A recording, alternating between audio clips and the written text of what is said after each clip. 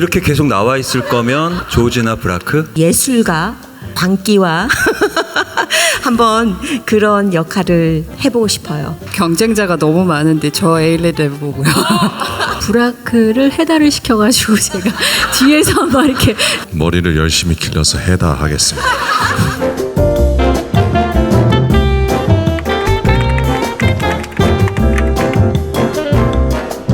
간단하게 무대를 그러면 말씀을 드리면 천정까지 포함해서 이제 사면의 벽으로 되어 있는데 헤다 가블러라는 인물이 느끼고 있는 사회 안에서의 압박 같은 것들을 표현하기 위해서 천정까지 막으면서 그 헤다가 갇힌 정신적인 감옥의 이미지 같은 것들을 좀 드러내려고 했었고요. 천정에 있는 원형의 구는 그래도 헤다가 숨 쉴 수 있고 바깥과 소통할 수 있는 소통의 공간으로 생각을 했습니다. 카르바조의 디오니소스 그림은 저희 작품 안에서는 이제 헤다와 그 에일렛이 공유하고 있는 어떤 자유와 광기, 예술적인 본능 그런 것들을 상징하는 오브제로 두고 있고, 풍선 같은 경우에는 모든 인물이 가지고 있는 꿈과 욕망 같은 것들을 드러낸다라고 생각을 해서 무대 위에 놓게 되었습니다.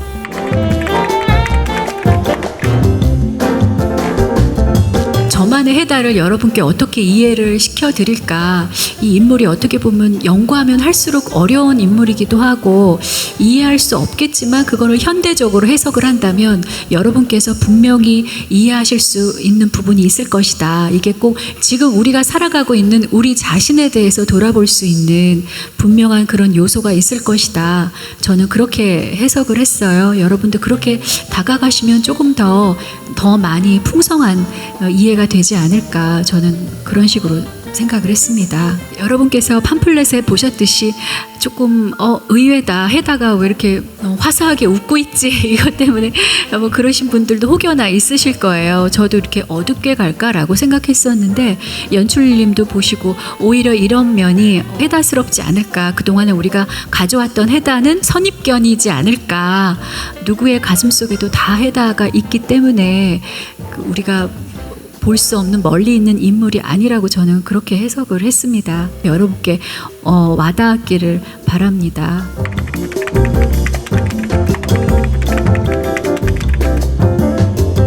처음에 분석했던 것과 중반에 이르러서 완전히 한번 뒤엎었어요. 저는 사실적으로 어떤 브라크가 갖고 있는 어떤 속성을 넘어서 분석은 저희 정말 열심히 많이 했거든요. 그러고 나서 이 극장에서 한번 연습을 할 기회가 있었는데 사실 이 반 뒤에 계신 분들은 저희 얼굴도 안 보이고, 그래서 이 대극장을 좀 누빌 수 있는 캐릭터로 바꿔야 되겠다 이런 생각을 일단 했었고, 기능적인 면에서 그것만 하면 또 너무 또 안 되니까 그걸 할 수 있는 캐릭터를 어떻게 중심을 잡을까를 엄청 많이 고민했던 것 같아요. 그 결과 말씀해 주셨던 것처럼 헤다의 또 다른 면, 헤다의 어두운 면, 헤다의 더러운 면, 헤다의 치사한 면, 헤다가 안 가고 싶으면 좀 갈 수 있는 그런 면, 사신 플러스 악마, 이것까지 다 갖고, 그러니까 헤다 마음속에 있는 어떤 그것과 기존에 했던 브라크를 짬뽕시켜서, 그래서 제 동선에는 헤다와 겹쳐지는 동선도 좀 썼고, 그리고 헤다의 목을 메고 있는 풍선도 저쪽에 올릴까 말까 이런 동선도 쓰고, 그리고 때로는 거울처럼 대칭처럼 쓰기도 하고, 목소리 변주도 좀 많이 하고, 헤다의 내면 목소리 같은 것도 좀 써보기도 하고, 브라크로 돌아와서 현실적인 브라크 캐릭터로서 써보기도 하고, 이런 면에서 이 극에서 안 넘치게끔 어떻게 해야 이 브라크를 굉장히 자유롭게 내둘 수 있는 캐릭터를 찾을 수 있을까 고민한 끝에 지금 이렇게 연기하고 있는 겁니다. 그래서 너무나 정확하게 보셔서 너무 감사해요.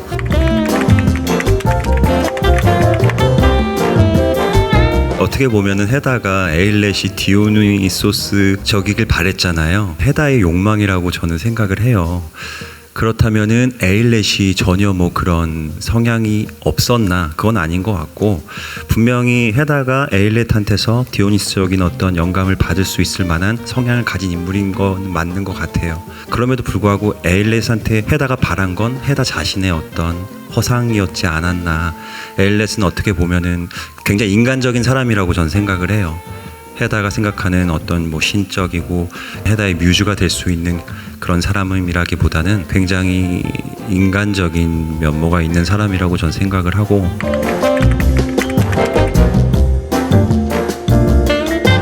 우리가 흔히 사랑이냐 아니냐, 연인이냐 아니냐 뭐 이런 그 쉬운 기준을 많이 이야기하잖아요.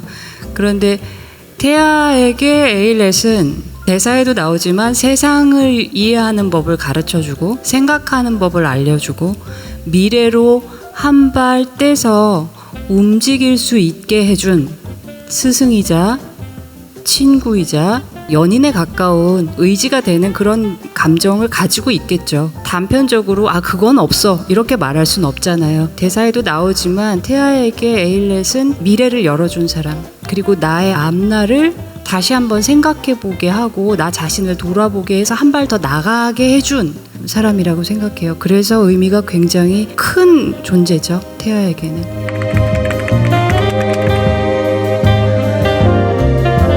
입센의 작품에는 두 가지 여성상이 있다고 해요. 일단 헤다 같은 인물이 있고, 반면에 자기 인생을 바쳐서 희생을 하는 헌신적인 사람, 기독교적이고 여러 사람을 보살필 수 있는 그런 인물이 있다. 그렇기 때문에 나는 거기에 포커스를 맞춰야 되는데, 사실 연습하면서 이제 의문이 드는 거예요. 그래서 연출님한테도 과연 이런 게 이 시대에 먹힐까요? 너무 고루한 고모가 되고 싶지는 않으니까 고민을 한 끝에 결국 대사가 가지고 있는 내용 자체가 희생을 하고 있고 남을 배려하는 사람이라는 걸 좀 나중에 알게 됐고요.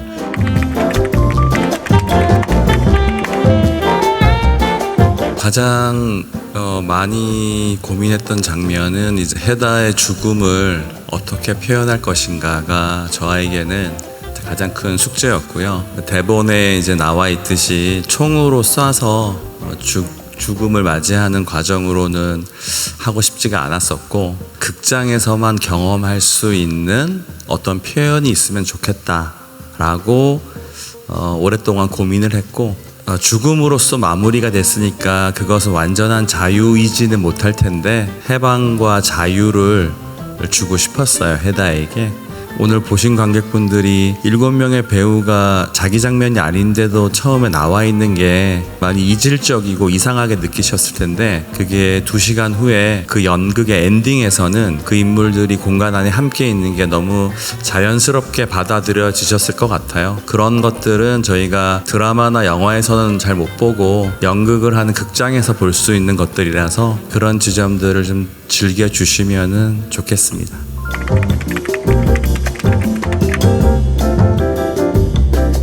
조지 테스마니아.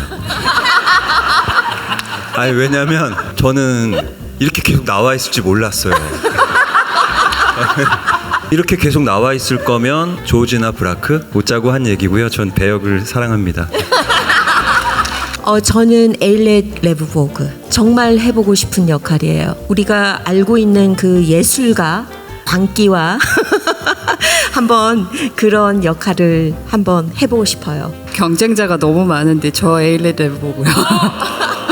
제가 지금 태아로서 에일렛을 바라보고 있잖아요. 막상 에일렛은 어떤 생각을 하는 인물인지, 어떤 사고를 가지고 있는 인물인지 제가 한번 해봐야 알 것 같아서. 저는 브라크를 한번 너무 무대를 잘 쓰시고 막 날아다니셔가지고 저도 한번 해보고 싶고, 브라크를 해달을 시켜가지고 제가 뒤에서 한번 이렇게 조정을 한번 해보고 싶어요. 머리를 열심히 길러서 해다 하겠습니다.